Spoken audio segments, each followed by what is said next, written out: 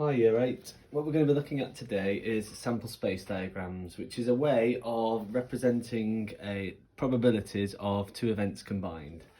But the important thing is, before we can even look at the actual method of this, is that each event in its own right has to have the equal probability.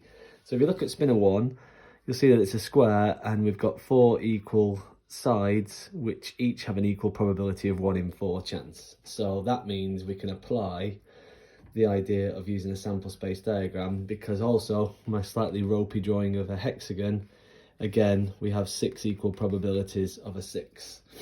So what we're going to do is we're going to put this information into a two-way table, which is formally called a sample space diagram. And the idea of this question is that when we spin the two spinners, we're going to add the scores together and see what the totals are. So what I'm going to do first of all is just put a little plus up in the top corner, because that's what I'm going to be doing within the table.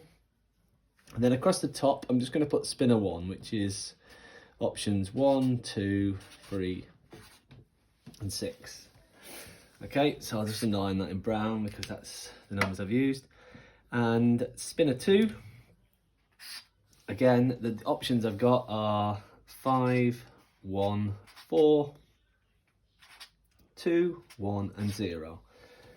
And then within the space within the table, I'm going to sub all the values of the sums.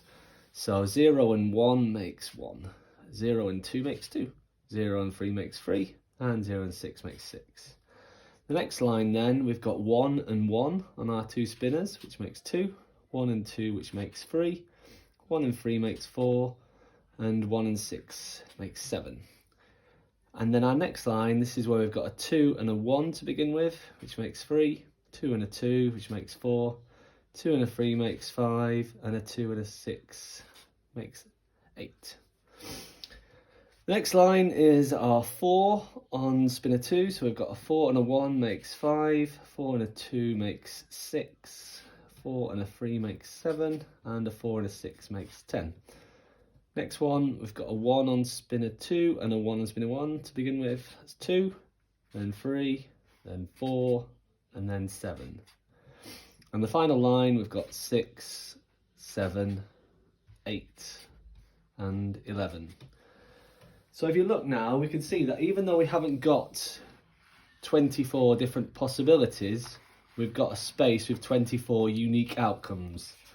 So 24 is key to this question. And that means that when we're setting up our probabilities, the denominator of each of our fractions is going to be out of 24, because there's 24 possibilities that can arise.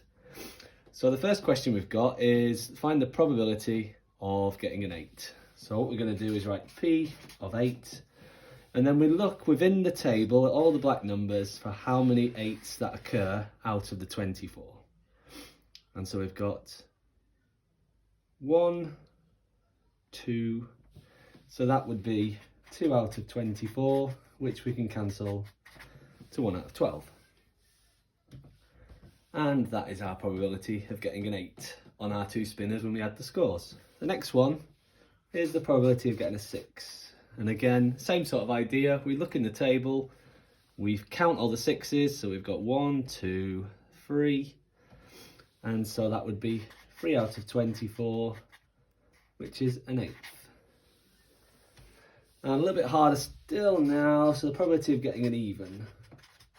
So all the even numbers, what I'm going to do this time is I'm just going to circle them, because we're going to be using this in the next part of the question as well. So we've got an even 1, 2, 3, 4, 5, 6, 7, 8, 9, 10, 11, 12. So actually, it's a fair spinner in terms of odds and evens, because we've got 12 out of 24, which is a half.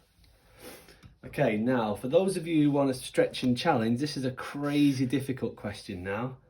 And we're going to look at what happens when an event has actually occurred. So that's what this statement here means. Given that the number is even, what is the probability of it being a 4? So given that means that that has actually occurred. So if we're saying that the number is even, that means that only these 12 numbers that I've circled can possibly occur. So this time our probability is actually going to be out of 12 because there's only 12 even numbers within our sample space diagram. And if we look how many 4s are there within them 12, we've got 1, 2, 3. So the probability of getting a 4, given that the number is even, is only 3 out of 12, which is a quarter. Okay, and there we go. But that's really quite difficult. If you can do them, you're amazing.